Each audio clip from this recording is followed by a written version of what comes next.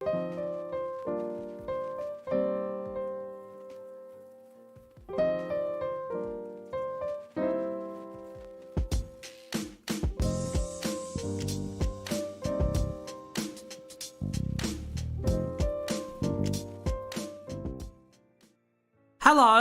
we're doing Jenny Everywhere today, which means that we're using the Jenny Everywhere wiki, the real one, which means that I am going to read the paragraph real quick before we get into this, as is tradition. The character of Jenny Everywhere is available for use by anyone with only one condition. This paragraph must be included in any publication involving Jenny Everywhere in order that others may use this property as they wish. All rights reserved. Hello! How are we all doing today on this most splendificus of days? Oh, I'm already seeing suggestions in there. Hi, everyone. Normalsville and the 1406th universe. Where is Jenny right now? In the cellar? Presumably. I don't know what they're doing rooting around in there. Probably looking for canned goods of some kind, but they won't find any there. Yeah. Let's put those in the wheel real quick, and then we can get started. Okay, Normalsville and a universe number. There we go. Alright. Cat's home universe and the Nomo. Okay. Let's see.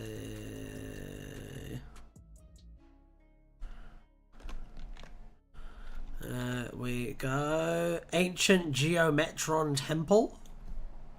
I'll grab that one too.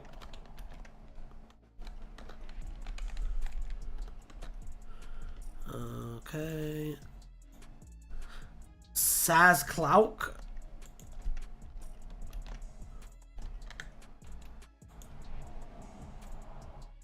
Okay, have I got everything? Have I got all of the suggestions?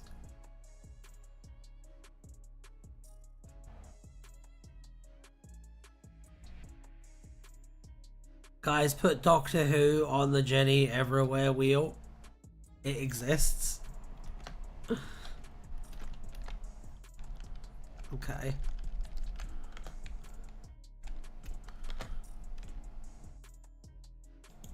Yeah, we know it's probably on there already. I don't know if it's on there already. Apparently I'm on here. So anything could be on here. Alright, let's take a look at this together. I think it's about time we did our first spin. Okay. Here we go, and boom.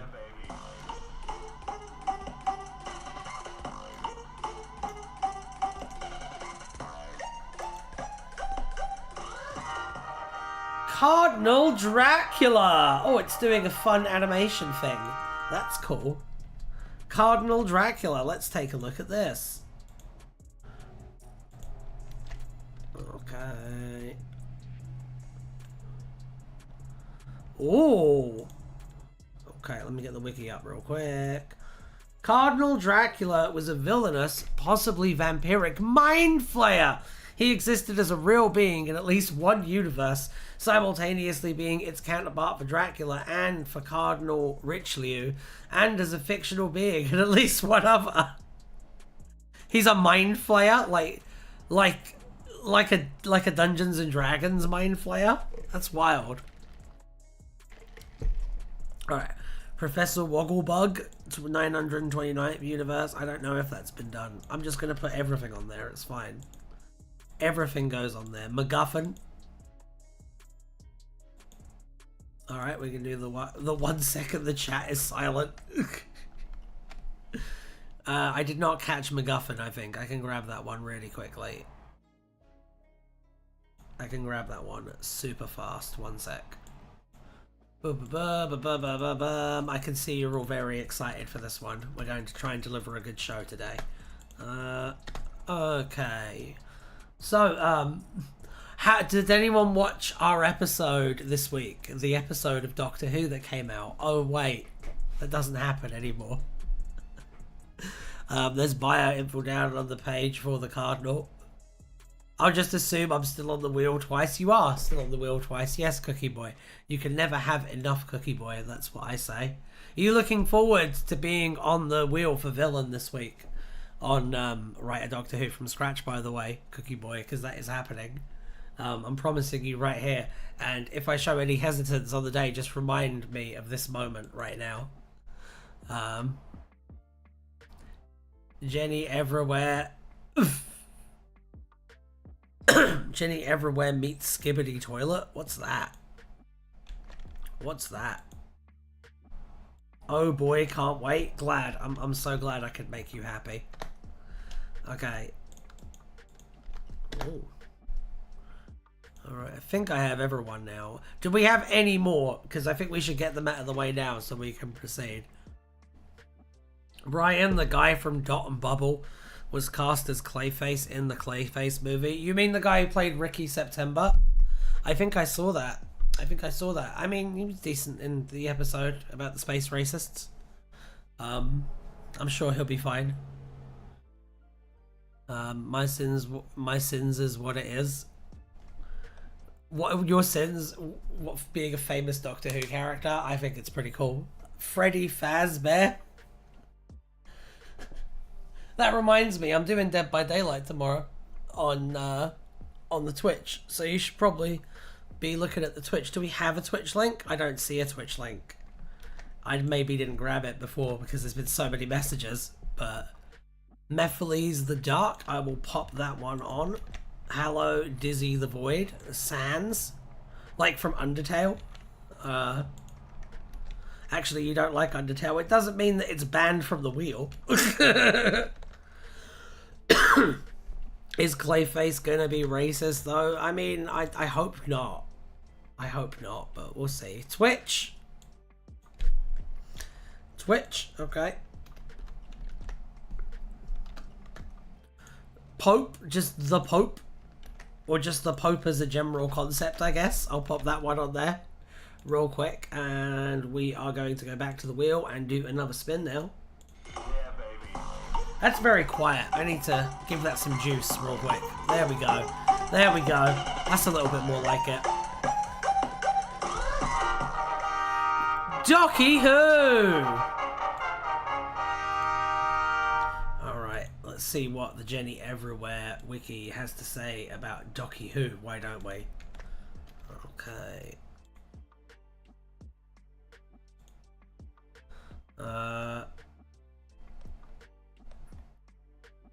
I'm trying to tell Ryan that Deltarune is much easier than Undertale and that he won't believe me. I do believe you, I just don't want to fucking play it. No, you didn't finish reading Cardinal Dracula? Shit. Okay, well, I'm gonna have to finish reading Cardinal Dracula. Oh my god, it's a whole page? Yay! I was quite excited about that one as well. We'll do that.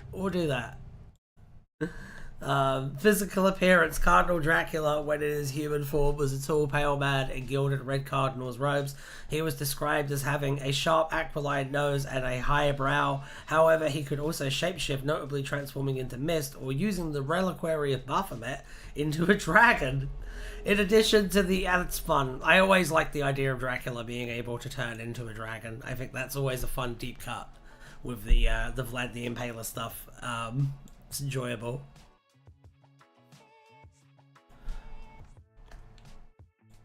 Okay. I've got to pop this one in the wheel real quickly.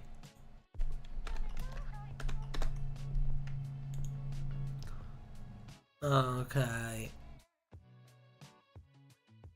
I know what plot twist time travel slasher movie called I Know What You Will Do Next. It's quite good. That's quite good. All right. Let's go. We got to read the rest of this article now. However, he could also shapeshift, notably transforming into mist or using the reliquary. I've read that part. In addition to the aforementioned shapeshifting, he seemed to possess hypnotic abilities and could sense people's true identities. His mouth contained a pair of fangs with which he could drink blood and turn others into vampires. He was nearly invincible, but could be harmed by a wooden stake through the heart. Even then, though, he could recover by assuming the form of a dragon. Crosses could also harm him. In addition, he was an extremely skilled swordsman, possibly aided by unlimited stamina. Cardinal Dracula's universe, the biography. Cardinal Dracula lived in the France of one universe where he was a constant foe of the Three Musketeers and Jenny everywhere. He dwelled in the cathedral of Cardinal Dracula, in the words of Athos, corrupted church and state and feasted upon the blood of innocents. He hoped to rule the world with Jenny as his bride, when his foes arrived at the Cardinal in the hopes of finishing him once and for all. Ryan, do you like to drink people's blood and turn them into vampires? I do. I do, yes. Where's Jenny? Where you said, oh, there you are, Jenny, implying that Jenny everywhere is around. Where are they? They got mentioned there for a second. Yes. He transformed into a dragon and prepared to defeat them. Whether he was successful in his endeavor is unknown, but it is known that he managed to survive this encounter. Actually, the blood thing sounds like something... Sure. No, Najawin would bite someone and drink their blood and then be like, actually, it's objectively correct that I get to drink your blood and kill you. This is a moral thing, and then they would tut-tut them. As the blood drains from their body. She is everywhere, though. In Can Tavari, the world of the storytellers, Cardinal Dracula participated in one of the septennial Feasts of Shahrazad, a multiversal storytelling competition that offered one of the 7 secrets of the Metacosmos as a prize. How he got there from his home universe is unknown, although it is possible that he took the Greyhound of Tindalos. The Greyhound of Tindalos. That's really funny. Who came up with that? Who came up with the Greyhound of Tindalos? Interdimensional bus service. Who is responsible for this very, very funny joke?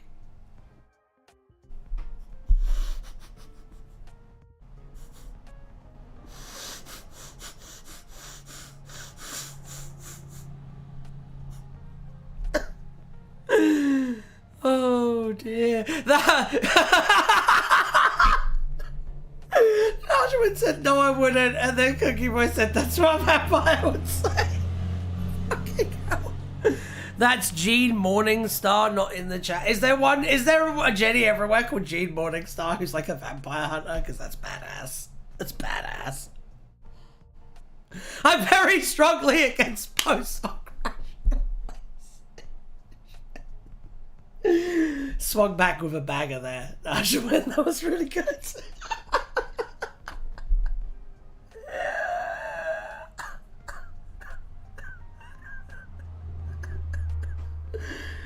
I'm still going off about the Greyhounds of Tindalos, man. That's amazing. That's amazing.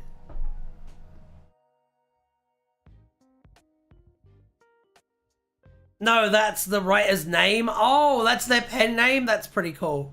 Pretty important Jenny writer. They created Laura Drake. I'm learning stuff now. I'm learning things. Oh my god. Oh my god, I might actually retain this one, guys, because that's such a good joke. That's such a good joke. Oh my god. Oh my god. Okay. That I'm not going to explain and ruin. Jenny recognized him. I do not understand the joke. I just said I'm not going to explain it. Look it up. Telling Laura to which Jenny everywhere and Laura Drake arrived in the universe. Jenny recognized him telling Laura that a version of her had fought in the past, but that he couldn't hurt them there.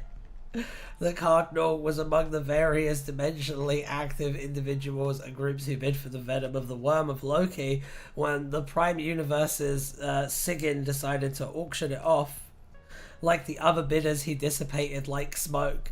Do you guys really want me to explain the Greyhound of Tindalos joke? Because I will.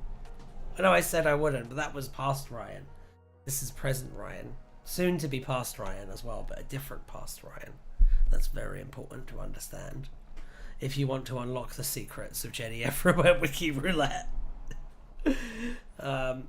He dissipated like smoke, sent back to his own dimension after Tero, Troll, Garson rendered the auction moot by drinking all the venom, leading Sigyn to interrupt the spell she was using to summon them all.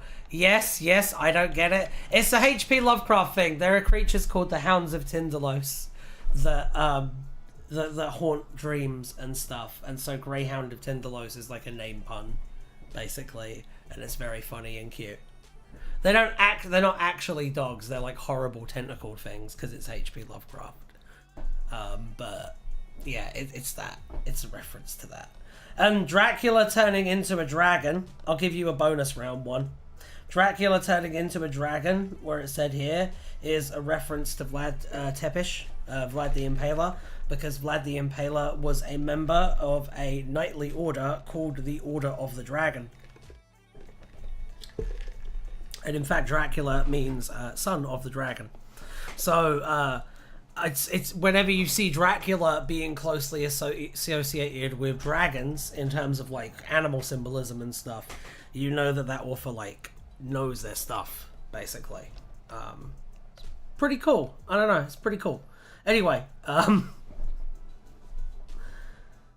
let's see. In one universe, Cardinal Dracula was a fictional character in a book written by Alexander Dumas. The events of the book were identical to those lived by the version of Cardinal Dracula in its own universe. It's always awkward when you go to another universe and find out you're fictional there. It must always cause like a bit of a crisis. Factors into faction paradox stuff. Oh dear.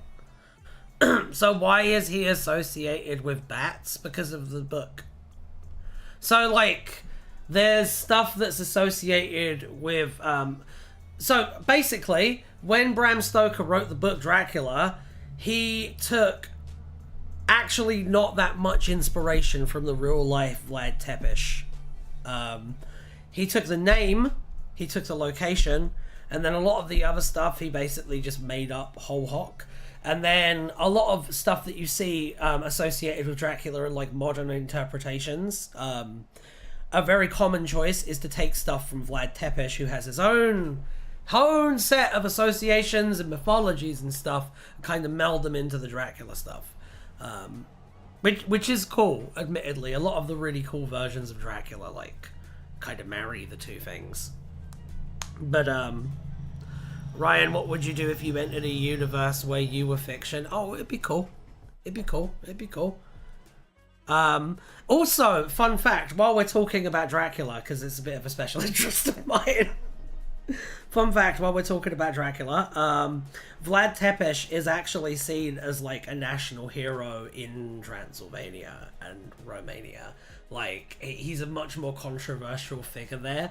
Because while he did do a lot of horrible things, and he did do a lot of horrible things, he did it in the name of like defending his homeland, which was there, and so the people who grew up in the homeland kind of galvanize him in a similar way to the way that people in the UK galvanize like Winston Churchill. Bram Stoker didn't actually know that Dracula was a real guy. He thought it was some kind of devil name. There you go. Thank you, Dizzy the Void, for clearing that up. But yeah, to me, my favorite concept of like what a modern adaptation from Dracula should be would be do the Vlad the Impaler stuff, do the Vlad Tepes stuff, because there's loads of really interesting stuff there that's like not really been explored in any adaptation of Dracula. Like, did you guys know that he had a brother who was his arch enemy? Did you guys know that? He had a brother called Radu Dracula, who was taken by the Ottomans when they were held hostage as kids, and raised by the Ottomans to fight against his own people. And he was like Vlad's nemesis. And I've always thought there's something there that's never been explored in an adaptation. could be really interesting. It's a Doctor Doom situation. Got it? Yes. Yes, Doctor Doom takes a lot of influence from Vlad Tepes. Dracula Untold did it. I have seen Dracula Untold. I kind of wish that it was a standalone movie because I liked it.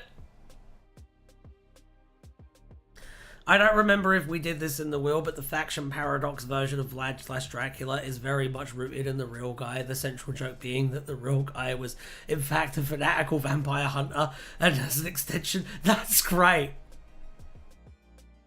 Doesn't literally every single protagonist have an evil brother? Yeah, don't you think it's weird that this happened in real life though, Bookie? Like, that part wasn't historical fiction. He literally had a brother who was his archenemy in real life.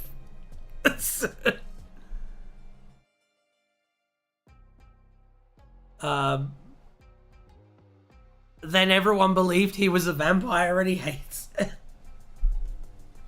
So Vlad was like a comic book anti-hero. No, he was a villain. Vlad Tepes was not a good dude.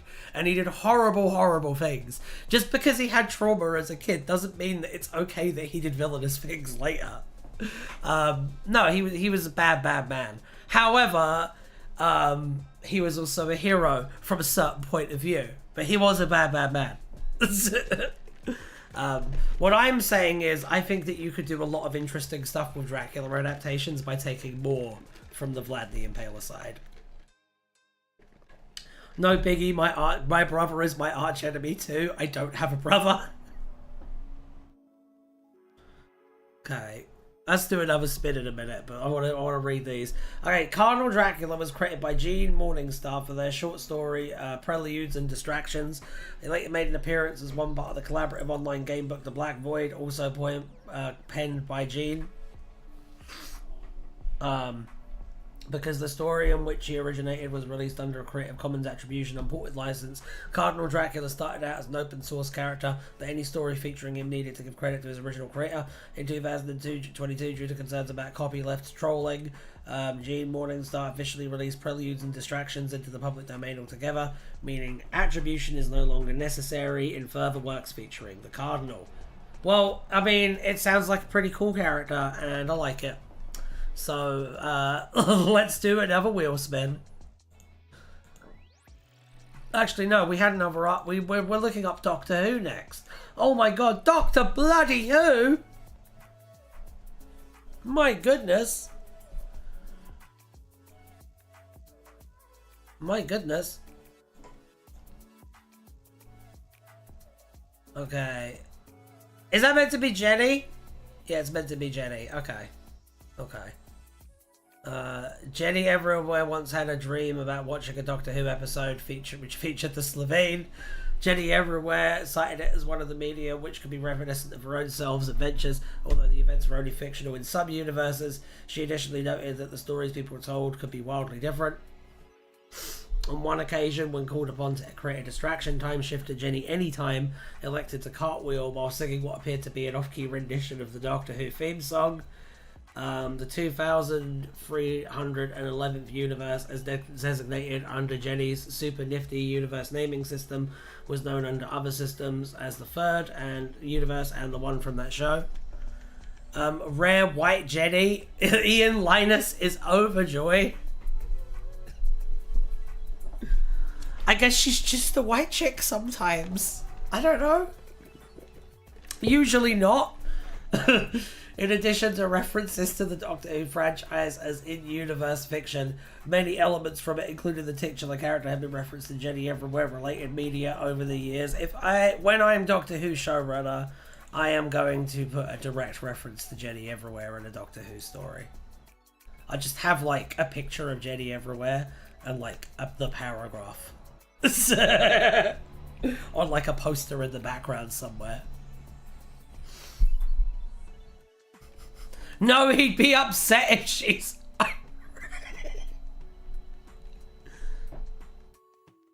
I just actually sung an off-key version of the Doctor Who theme. Ooh, me too. Me too. Me too. It's contagious, I tell you. Alright. Let's go back to the Wheel of Nams and spin again. Yeah, baby.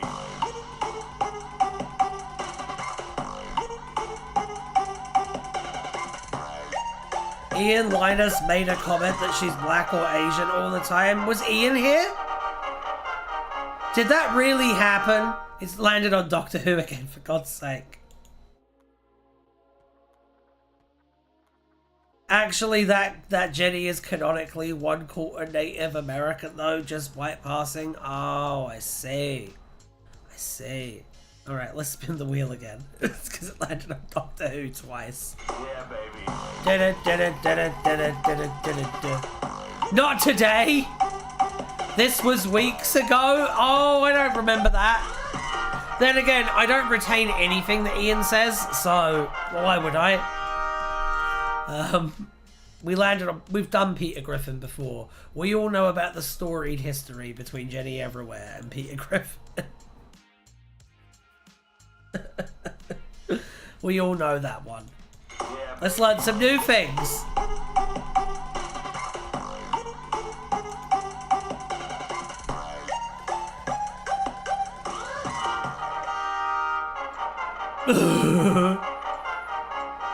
Did Ian actually do that? Technically needs to be covered if so.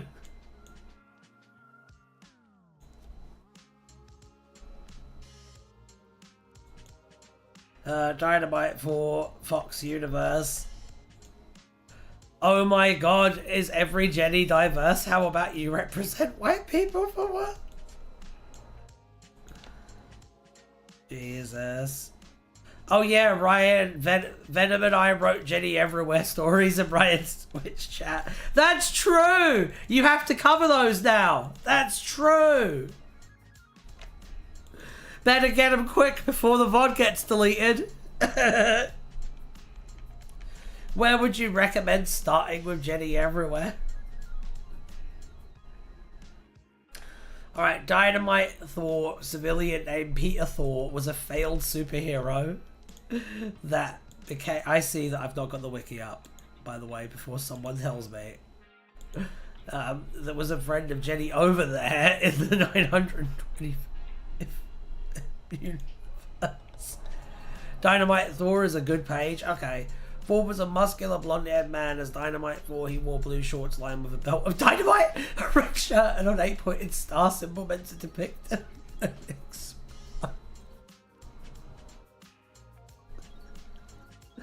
and a flowing yellow cape. By the time he'd been working for the MFS for about a year, though his accent remained distinctly American, and there was a hint of Welsh by the way he pronounced his O's. Dynamite 4 was... That's such a strange sound. The VOD legit might already be gone.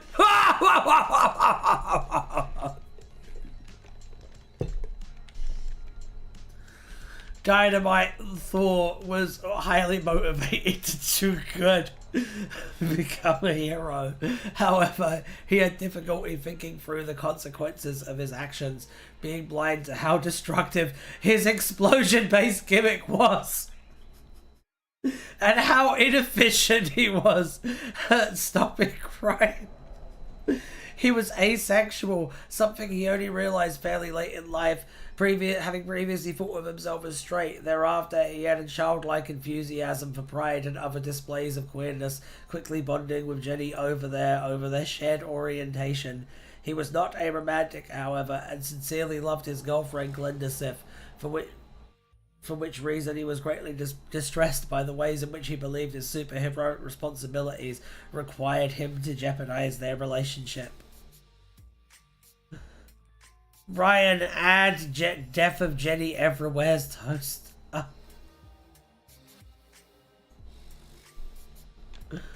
Okay, I can do that. I can do that. I know that Jenny Everywhere loves toast. I remember that. Just like Ed. Alright.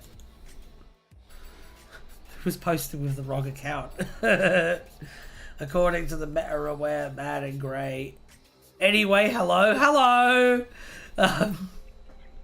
Thor had once been copyrighted being bound to the Fox universe, specifically the post-reset Fox universe, where he dated wealthy heiress Glenda Sif. He once noted that he never travelled to Wales in his home universe. In his original universe, he was a wealthy man, owning and operating a mining company, the Peter Thor Mining Company. However, faced with a world full of chaotic events such as an organised crime wave, an ongoing war, and sci-fi hijinks, such as someone giving a gorilla a human brain, he eventually decided to become a superhero.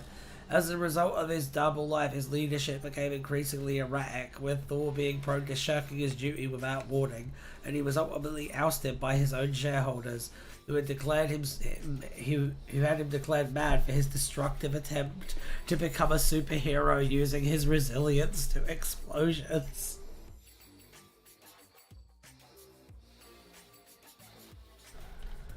At some point in his superhero career, he put out a fire by blowing it out with dynamite. Read the bio for Thor. I'm gonna read it. I'm gonna read the whole thing. Don't worry. I'm reading this whole thing. Naja, when we all know that you're a solipsist, you don't have to tell us.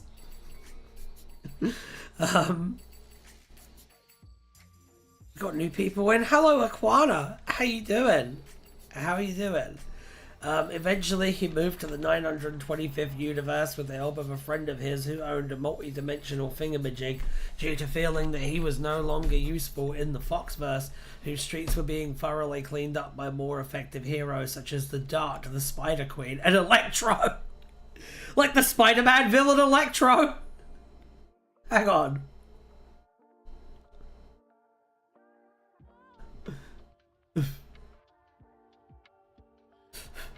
Somehow Naja Win returned. Imagine the end of Time Part 1, but with Naja Win instead.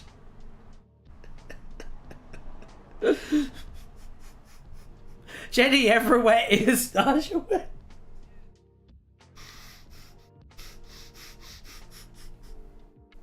I'm glad that you're good, Aquana.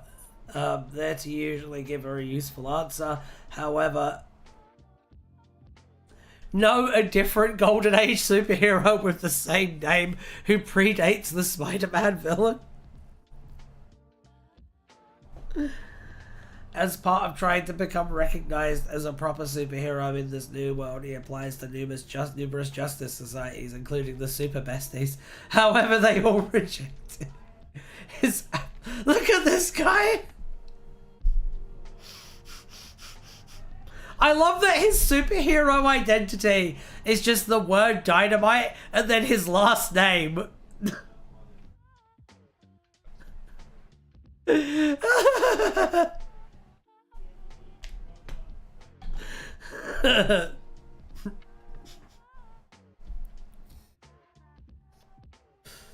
Okay.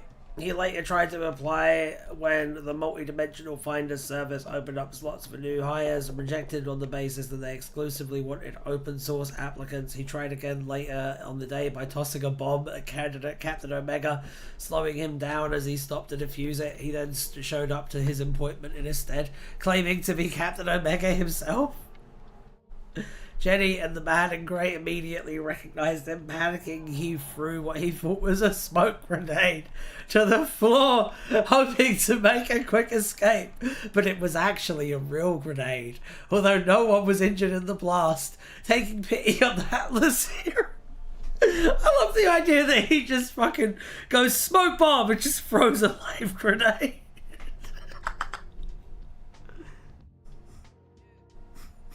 When faced with fire, show it who is boss by blowing it up.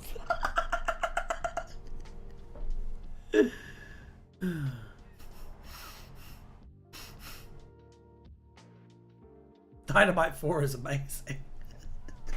It's actually amazing. He's my favorite character from this whole thing so far. He's great.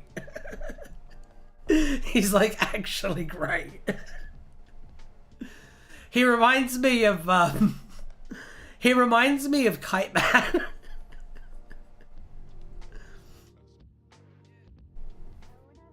Initially unbeknownst to Jenny, he took up residence there, sleeping in the office at night on a simple and pillow thrown on the ground.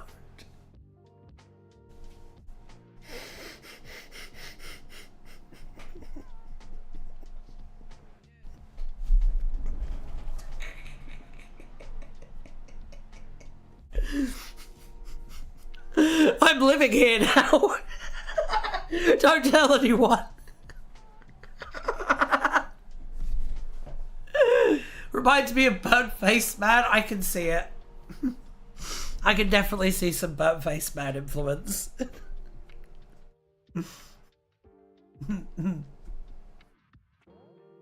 Ryan, is this your backstory?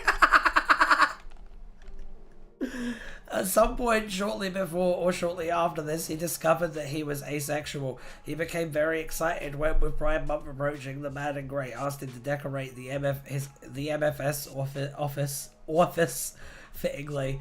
Finding the man's stock of decorations less than amusing, he and Jenny travelled into the town looking for better ones and found Professor Helvetius's convenient Pride decoration shop, where they found a great number of flags and other decoration. When they brought them back into the office, however, they found the man in grey waiting for them, put in a very bad mood by his dismissal from the Interdimensional Pride Council over having tried to sell out a number of unethical sponsors. He forbade Four and Jenny from decorating the office at all, greatly distressing Four. Take that, crime, you shit! Seeing how much his first official Pride Month meant to her new friend, Jenny suggested, that came from deep inside me, my god, Jenny suggested that they use the stock of decorations to throw their own party, which they spent a week planning, using Helvetius's interdimensional bigger on the inside shop as a venue. The party lived up to his hopes and had a great time, dancing wildly and socializing with other superheroes present, such as the Red Hot Roach, Supertrans, and the Invisible Pink Unicorn. Everyone is ambivalent towards Miranda. It's funny. That's funny. That's funny. Okay. Spin the wheel again. Yeah, baby.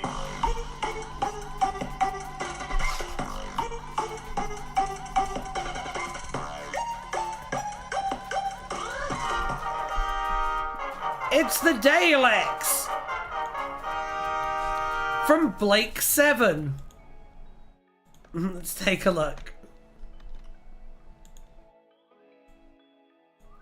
The Invisible Pink Unicorn is the greatest character name of all time. The Daleks, also known as hyperspace tyrants, were a species which existed in various universes.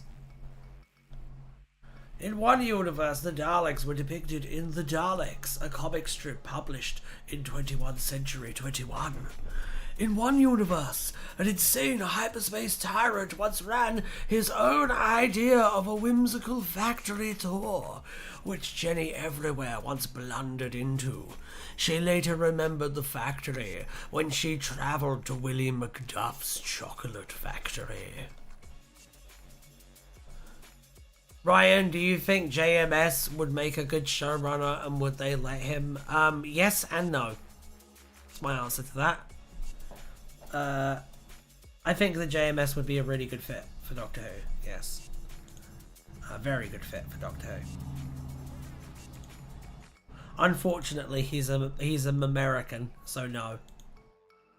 That's Ryan's real voice. Yeah, this is actually this is my like kayfabe voice. As soon as I'm off camera, it's to this. Felicia, how are the felines doing right now? Don't talk to me like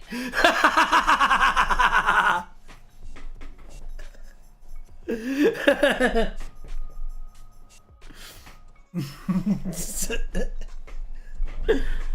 Jamie Magnus Stone. No, we're talking about John Michael Straczynski. We're talking about the guy who made Babylon 5 and also made Spider-Man sell his marriage to the devil.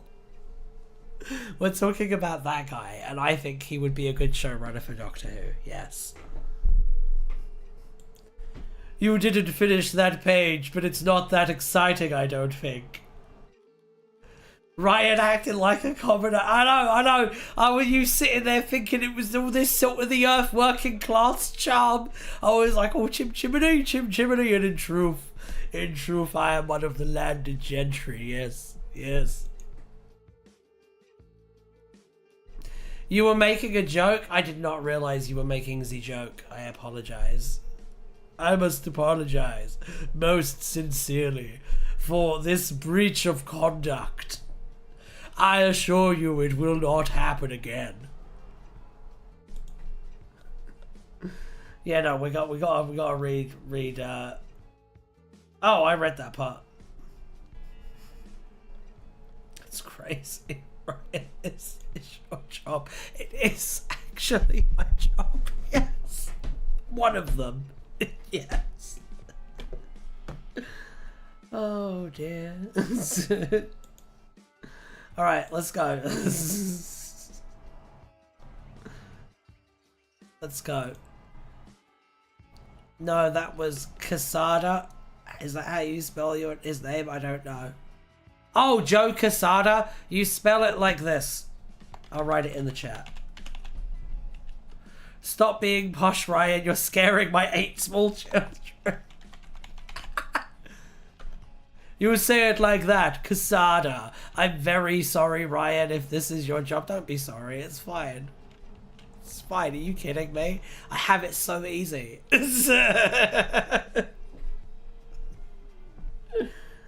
Oh dear, you know I used to work in childcare? It's unrelated.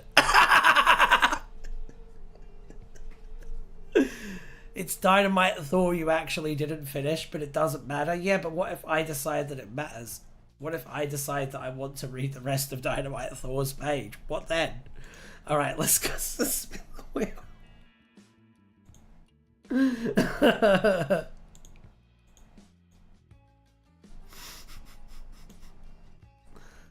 Alright. Yeah, baby. Well, that's worse!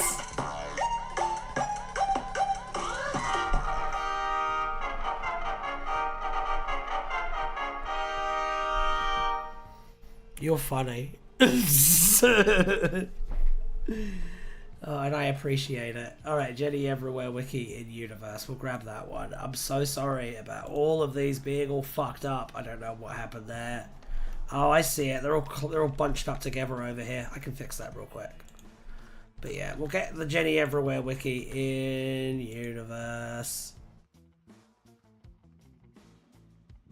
Alright. Boom, boom, boom.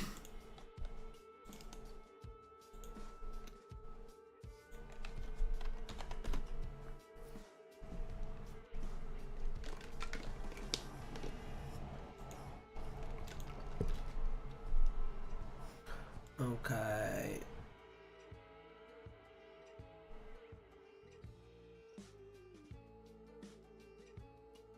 Oh, you guys are talking about TARDIS Wiki stuff, that's why.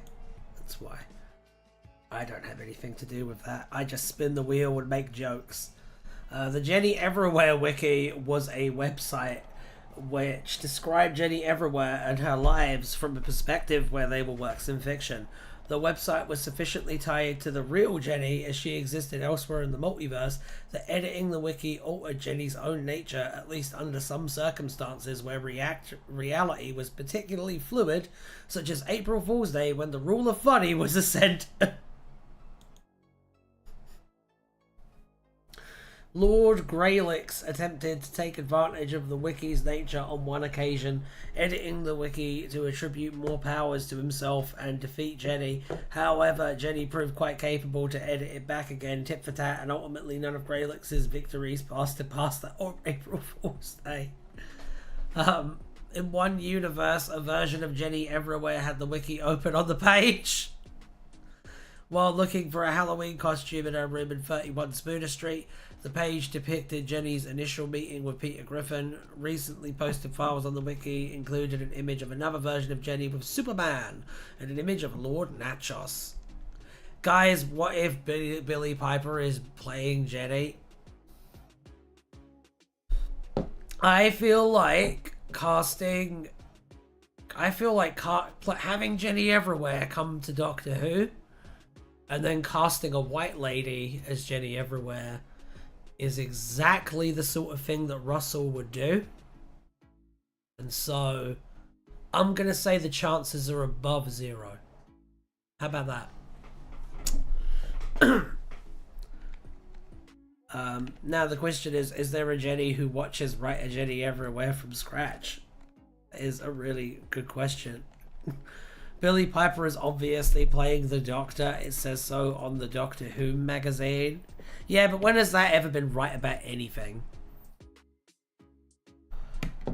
Yeah, that's what I'm thinking. Checkmate, checkmate.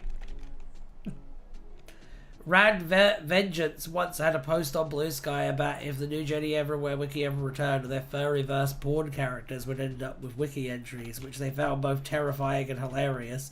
Cookie Boy 2005 replied that he was sure it would return eventually, despite having been down for over half a year by my count, commenting that he'd written an up-to-date version of his Jenny's main page, which was ready to post once it returned. Another Jenny Everywhere replied to this, commenting that half a year was a long time, especially in internet time.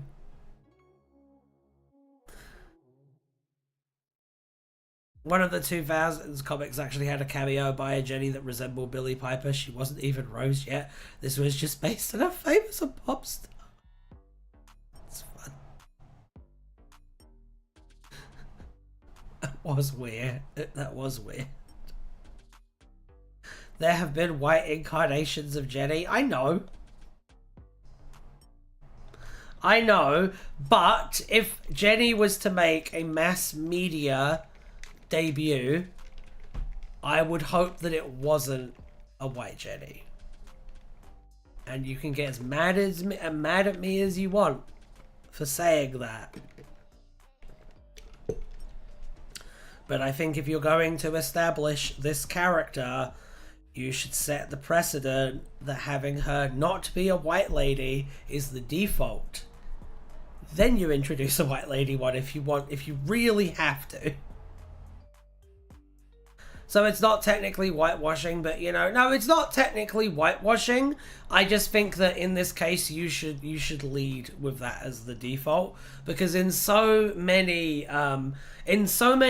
cases where like there's a mantle character and there are white people with that character, and there are white people with that mantle, and there are non-white people with that mantle, the white version is always treated as the default. And I think in this case, that's something that can be completely circumvented and avoided. And I think it should be circumvented and avoided. For me, I would love to do Jenny Everywhere, like audio dramas. I would love to. But I would need to find the right Jenny first. And I haven't found them yet. Jenny is traditionally non-white, and if you're going to establish her to the mainstream audience for the first time, you should do that. You should do that. You should do the most archetypal version of the character that you can. You know what I mean? It's like Julia Pennyworth in Batwoman. I don't know who that is. You? DM me. Let's talk. If anyone unironically did want to audition for a Jennyware audio drama, I would happily see what I could do. Are there Jenny Everywhere audio dramas? Because there should be. There absolutely should be. That's what I think. That's what I think. That's my opinion, and I'm sticking by it. Is that a thing that exists? Because if not, we can make that happen. We can totally make that happen. Anyway, let's keep reading. Let's keep reading. Let's keep reading while I look it up on my phone at the same time, or sneakily. Yes, hello, hello. But yeah, DM me on Discord, and I will see what I can do. I will more than happily see what I can do. Oh, that's a Marvel Rivals clip I was watching because I was trying to learn attack.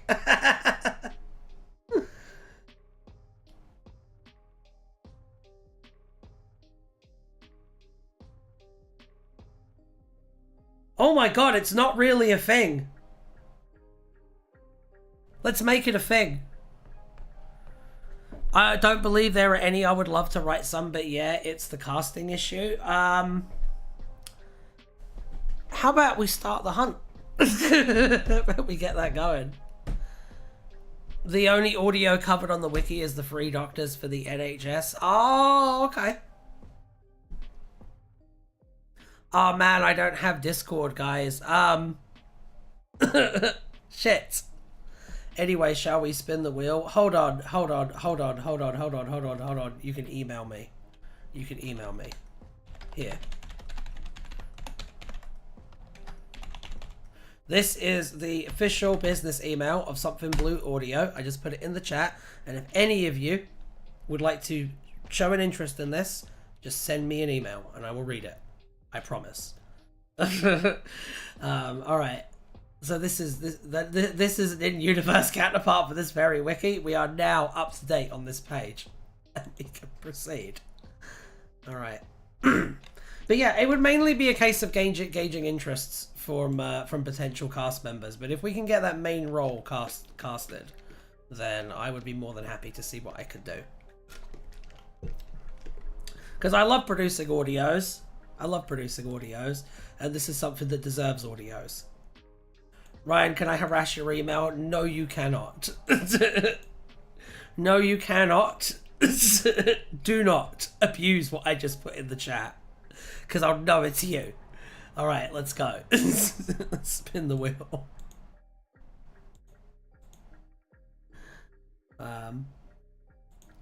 Wheel of Dams. Here we go. Yeah, baby. I'm pretty sure that email is just in our YouTube description as well, so it's fine. The Council of Froogs. I'll grab that.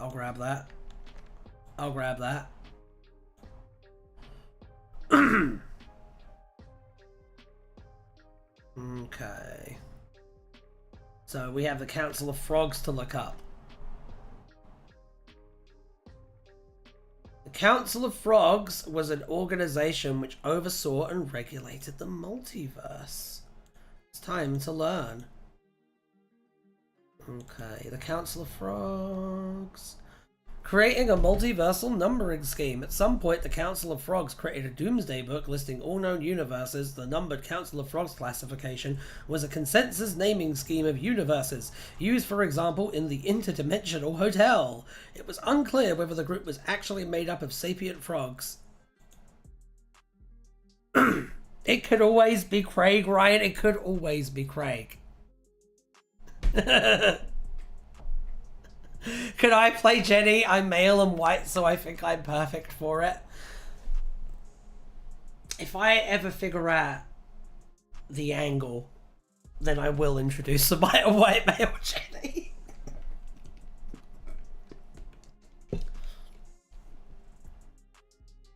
Guys, what should we put in the official Gmail of Ryan?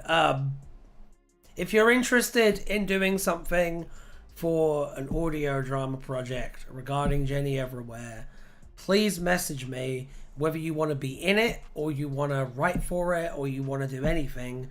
Let me know, because I'm willing to hear pitches, I'm willing to consider it, but I need to know that there are enough people to like put together a team for it first before I can say absolutely yes or no, basically, on whether to move forward with it. But yeah, I'm down. I think it's something that needs to exist, to be honest. Anyway, I shall have to pop off for a moment. Nice seeing you. Well, nice seeing you too, Aquana.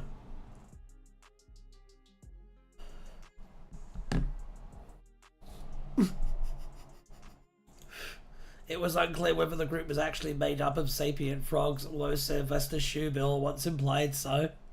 I'm putting together a team, yes. Yes. There was an idea. POV, everyone who wants to is on the other side of the pond. That's fine. That's what the internet is for. That's straight up what the internet is for. Once implied, so referring to the frogs as slimy green gits, according to the myth and gossip known as a bride for Janus. The frogs had numbered the universes by the order in which their representatives had arrived. The first three representatives had been the Mouse, the Shambler, and the Lightbringer, as explained by one version of Jenny Nowhere, who stated that this was all documented in a book called The Infinity Rasslords, credited to Percival Lankin, an infinity of groups of Time Lords, acting as representatives for their universe before the Council of Frogs. Incorrect. The internet is for upsetting Nazis. That too.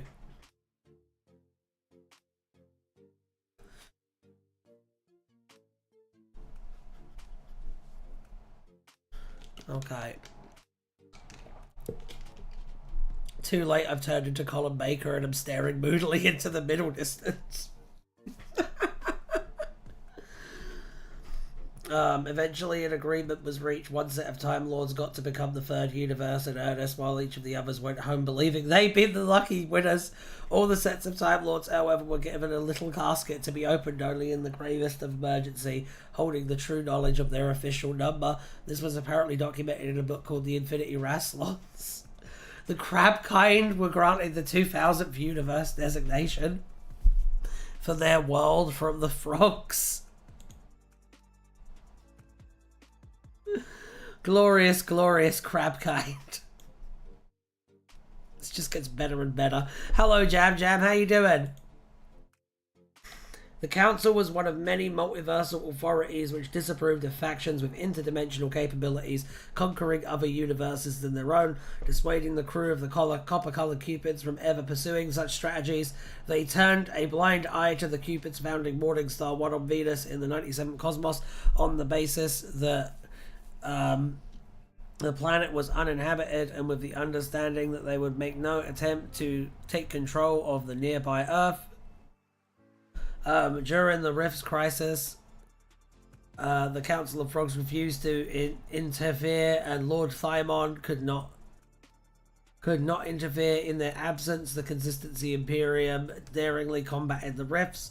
As remembered by the Postie, a full-scale multiversal war had once nearly broken out between the Council of Frogs and Magweir when they discovered that they had not bothered sending Christmas presents to each other, having until then believed that they had not received the presents.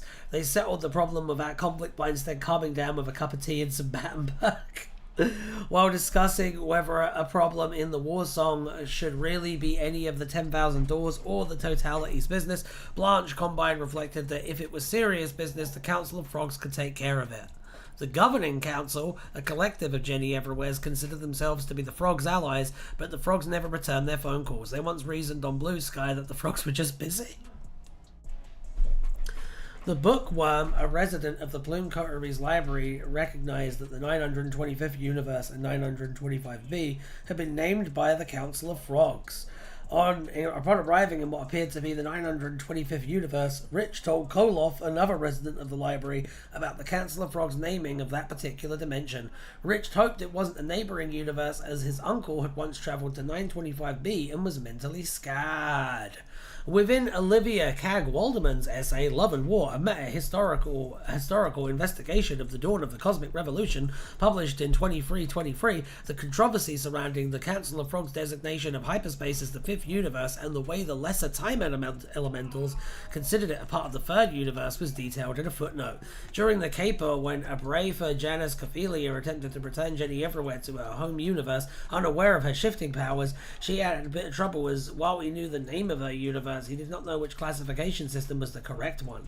He attempted to use the Council of Frogs system and travelled to the 31,466,344,730,163,653 universe, but this was not Jenny's correct universe, and was instead the home of Peter Pan.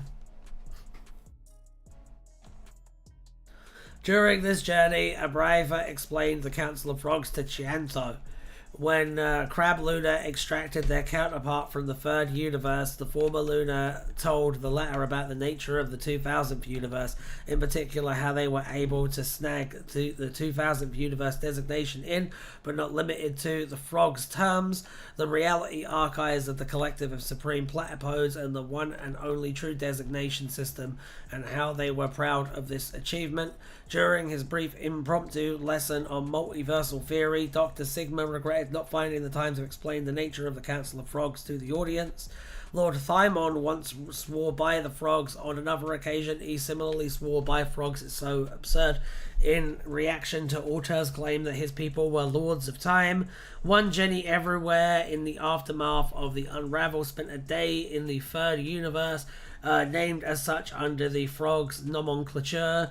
The Jenny Everywhere are of what another naming system dubbed the 1511th universe, used two designations from the Council of Frogs in a drawing of several of her other selves, those being the third universe and the 775th universe, with the drawing used to explain her nature.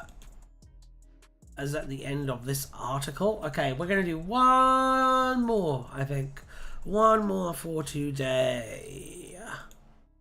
Like I said, if any of you have any interest in doing Jenny Everywhere stuff, then please either send me an email or send me a Discord DM. Either one is fine. But yeah, I want to gauge interest and stuff, because I'm definitely interested.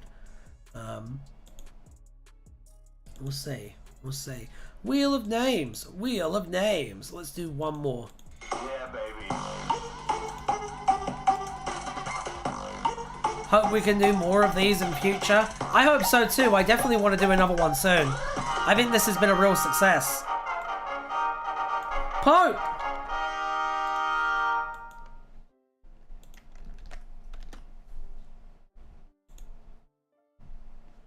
It is kind of nice to dominate the Jenny Everywhere search terms as well. How long would the episodes be? 15 and 20 minutes, probably. Around there, maybe a little longer if like there's a story that needs to be longer, but generally 15, 20 minutes. If it needs to be shorter, it needs to be shorter. I'm pretty fluid on that, to be honest. Like, I'm generally pretty fluid on that. That's very much an as and what. But that's something that I would need to like figure out and decide, like, once I have everything else together, you know what I mean? But yeah, I'm excited to do it. I think it would be a lot of fun. US Pope. Would we ever have a live dramatic reading of a Jenny Everywhere story by Ryan? Could happen. Nothing is impossible, except me playing Undertale. The Pope was a figure of worldwide renown, known in at least... Oh! Let me grab the wiki real quick. Might be.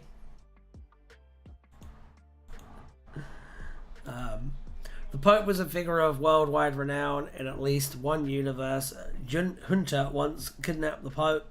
Although he escaped, this event was remembered by the general population, with someone who recognized Junta being from during an aeroplane flight as the guy who once kidnapped the Pope sometime later. That one was too short. Let's do another spin. I want to give you your money's worth. Hold on. Boom! Yeah, baby.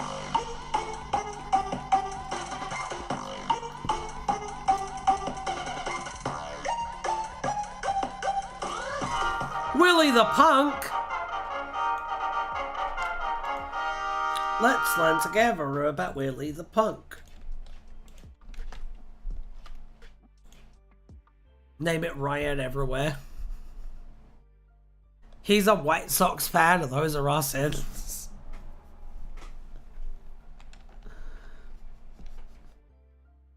He looks like a little asshole.